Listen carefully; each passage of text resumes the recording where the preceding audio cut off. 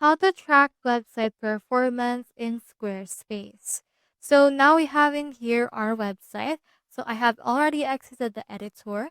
Now into your left, you can see your sidebar. So you can scroll on right there, and in here you can see this analytics. You can head over and click on that, and in here you can see the analytics of your Squarespace website.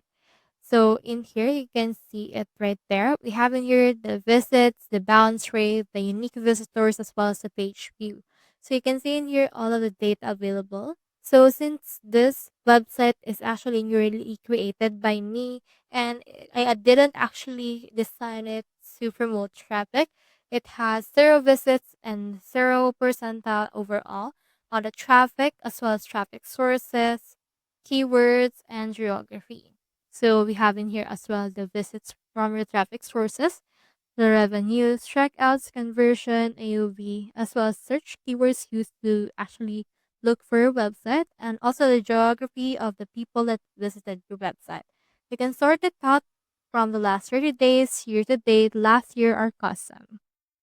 So that's how to track website performance in Squarespace. Hope we help.